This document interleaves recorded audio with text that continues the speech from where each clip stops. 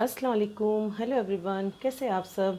आज मैं आप लोगों के लिए डिनर और लंच की रेसिपी लेके आई हूँ जिसका नाम है नल्ली निहारी। और मैं ये सान के मसाले से बनाने वाली हूँ, बट आपको इसमें कुछ और एडिट मसाले भी करने होंगे। जैसे तरीके से मैं बनाती हूँ तो आप उस तरीके के मसाले यूज़ करेंगे तो इसका टेस्ट इससे ज़्यादा दुबाला हो जाएगा। यहाँ पे मैंने मटन लिया है, इस तरह से नल्ली पर मटन लगा हुआ होना चाहिए। तो करीब मैंने 7-8 नल्ली ली है और इसको मछली का गोश्त भी बोलते हैं और अदले का गोश्त भी बोलते हैं।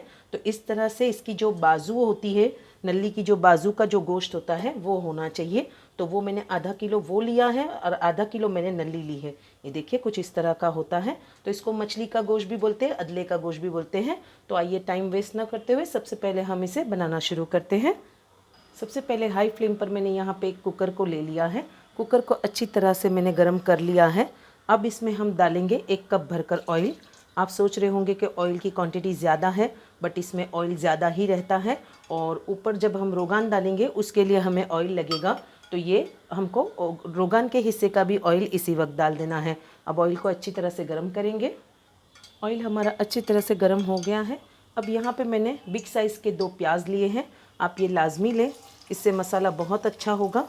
और ये दो बिग साइज़ के प्याज मैंने बारीक स्लाइस करके कट कर लिए हैं। अब इसको हम थोड़ा सा ट्रांसपेरेंट होने देंगे, करीब 2 मिनट के तक। उसके बाद मैं बताती हूँ आगे क्या करना है। चलाते हुए इसे 2 मिनट चला के पकाएंगे। प्याज को मैंने 2 मिनट के लिए पका लिया है और ये ट्रांसल्यूशन होने लगी है। अब इस स्टेज पर मैं यहाँ पे 1 किलो गोश्त जो है वो डाल दूँगी। मैंने इसे अच्छी तरह से वॉश कर लिया था और नल्ली के साथ ही हम इसको डाल देंगे पूरा गोश्त। और ये गोश्त 1 किलो है, आधा किलो नल्ली है, आधा किलो गोश्त है। अब इसको हम सबसे पहले अच्छी तरह से चलाएँगे। तब तक चलाएँगे इसे हाई फ्लेम पर जब तक कि गोश्त का कलर चेंज नहीं हो जाता। और ये इसी तरह से चलाते हुए मैं इसको पकाऊंगी। पहले हाई फ्लेम पर मैंने इसे 2 मिनट चला लिया है। आप देख सकते हो गोश्त का कलर चेंज हो गया है। अब ये हाई फ्लेम पर ही है और उसी वक्त हम इसमें सॉल्ट टू टेस्ट डालेंगे। वैसे तो निहारी के मसाले में सॉल्ट होता है, लेकिन आप देख समझ कर थोड़ा डालें ग्रेवी के लिए। और यहाँ पर मैंने 1 टेबल स्पून भरकर जिंजर गार्लिक पेस्ट लिया है। इसमें ड्राई मसाले जो सान के मसाले होते हैं निहारी के, उसमें जिंजर गार्लिक भी होता है, लेकिन ये एक्स्ट्रा डालने का वजह यही होती है, इससे जब हम ग्रेवी बनाते हैं इसकी तो उसमें टेस्ट दुबाला हो जाता है। अब इसे हम अच्छी तरह से हाई फ्लेम पर पहले चलाएंगे। थोड़ा सा कच्चापन इसका जिंजर गार्लिक का दूर होने देंगे। तब तक हम इसे 2 मिनट भूनेंगे हाई फ्लेम पर। ये सान के मसाले की क्वांटिटी 1.5 किलो गोश्त की है। मैंने 1 किलो लिया है और बाकी के एक्स्ट्रा मसाले भी गए हैं। तो अब इसको चलाते हुए मैंने अदरक लहसुन डालकर 2 मिनट भून लिया है। इस स्टेज पर मैं शान के मसाले का हाफ़ पैकेट इसमें ऐड करूँगी। मैंने फुल नहीं लिया है क्योंकि मेरे घर ज़्यादा स्पाइसी नहीं खाया जाता। अब ये सान का मसाला डालकर भी मैं इसे अच्छी तरह से 2 मिनट भूनूंगी जब तक कि ऑयल जो है वो रिलीज़ नहीं कर देता मसाला, तब तक इसे हाई फ्लेम पर भूनूंगी। आप भी इसी तरह से भून कर लें। इसे अच्छी तरह से अलट पलट कर भूनना है आपने और अच्छी तरह से इसे मिक्स कर लेना है मसालों को। आप देख सकते हो हाई फ्लेम पर इसमें से और गोश्त में से पानी भी रिलीज़ होने लगा है और अच्छी तरह से इस पर ऑयल भी सेपरेट होने लगा है। अब इस स्टेज पर हाई फ्लेम पर ही हम 1 गिलास इसमें पानी डालेंगे। 1 गिलास इसलिए डालना होता है क्योंकि निहारी की जो बोटियाँ होती है वो अदले की होती है, मछली का गोश्त होता है, तो उसे गलने में भी टाइम लगता है लो फ्लेम पर।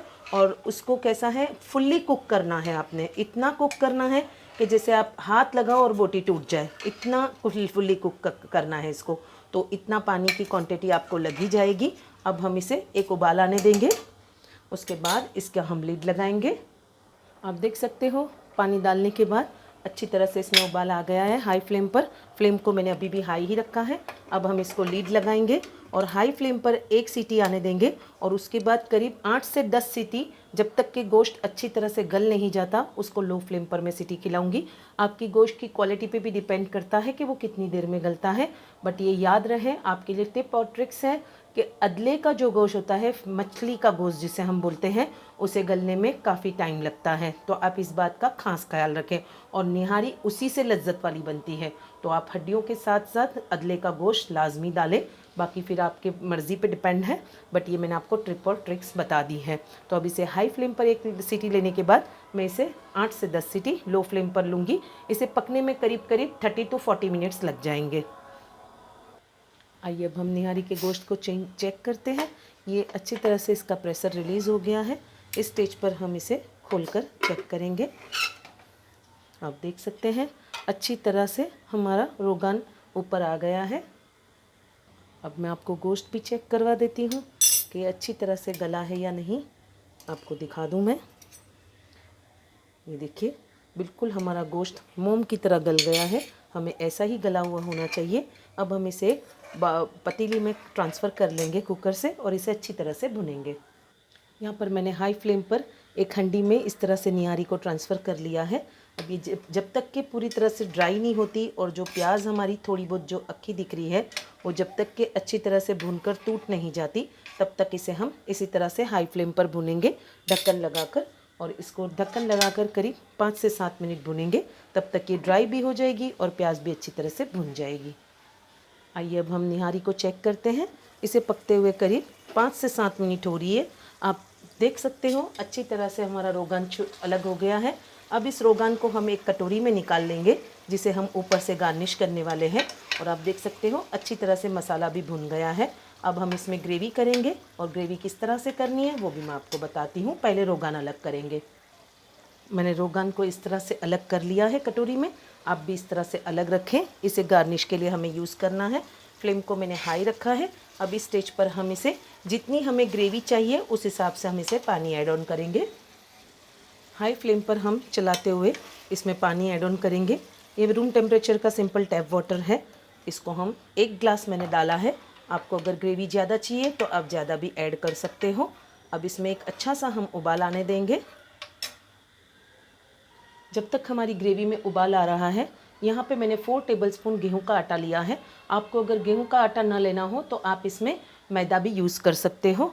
अब हम इसमें करीब करीब हाफ कप के जितना पानी ऐड करेंगे और इसे अच्छी तरह से एग मिक्सर से लम्स फ्री बैटर बनाएंगे। यहाँ पे मैंने हाफ कप पानी लिया है जिसको मैं इसमें ऐड ऑन कर दूँगी और इसको अच्छी तरह से लम्स फ्री बनाकर इसमें हम ग्रेवी को थिक करने के लिए जैसे बनाते हैं निहारी, उस हिसाब से मैं इसमें ऐड ऑन करूँगी। आप देख सकते हैं निहारी में अच्छी तरह से उबाल आ गया है ग्रेवी में। अब जो हमने गेहूं का आटा यहाँ पे मिक्स किया था हाफ कप वाटर में, उसको हम इस तरह से ऐड करेंगे। हाई फ्लेम पर ही आपने गैस रखना है। इसको बिल्कुल लम्स नहीं बनने देना। आपको जितनी थिक ग्रेवी चाहिए उस हिसाब से आप इसमें गेहूं का आटा ऐड कर सकते हो। इस तरह से हम सारा आटा, जैसे हम सूप बनाने में ऐड करते हैं कॉर्नफ्लोर, इसी तरह से आपने इसमें आटा ऐड कर देना है।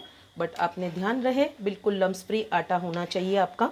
जब आप इसे ग्रेवी में मिलाओ तो इसमें लम्स नहीं पड़ने चाहिए। अब इसको हाई फ्लेम पे एक अच्छी तरह से उबाल आने देंगे। उसके बाद हम इसकी फ्लेम को लो करेंगे।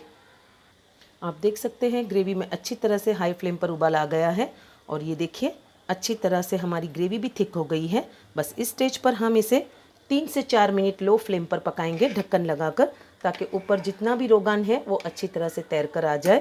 और इसको गैस की फ्लेम को लो करके हमें इसे 3 से 4 मिनट दम पर पकने देंगे। आइए अब हम निहारी को चेक करते हैं। इसे पकते हुए करीब 3 से 4 मिनट हो गई है। आप देख सकते हो लो फ्लेम पर जब इसे पकाते हैं तो ये ऑटोमेटिकली बाकी का रोगान भी ऊपर आ जाता है। अब हम गैस की फ्लेम को बंद करेंगे और मैं इसको फाइनल डिश आउट करके आपको बताती हूँ कि ये लग कैसी रही है। इस तरह से आप भी पकाएं और अपनों को खिलाएं। आइए अब मैं इसे डिश आउट करके बताती हूँ। तो ये है नल्ली निहारी का, मटन नल्ली निहारी का फाइनल लुक। मैंने यहाँ पे इसी तरह से सारी चीज़ें अलग अलग रखी हैं।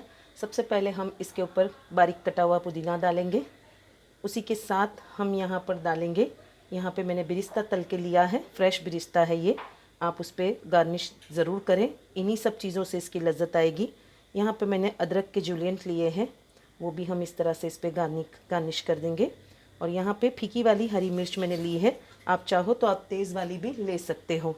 इस तरह से इसे गार्निश करेंगे और इस यहाँ पे मैंने रेडीमेड अफ़गानी नान मंगाए हैं, उसी के साथ मैंने सर्व किया है। आप चाहो तो रुमाली रोटी से, आप चाहो तो तंदूरी रोटी से, अफ़गानी नान से, किसी भी चीज़ के साथ एंजॉय कर सकते हो।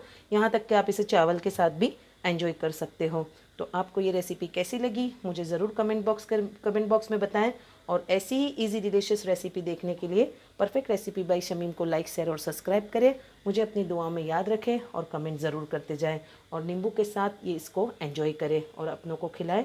मुझे आपके कमेंट्स पढ़ना बहुत अच्छा लगता है। मेरी रेसिपी अच्छी लगे तो मुझे लाइक, शेयर और सब्सक्राइब ज़रूर करें। अल्लाह हाफिज़, टेक केयर।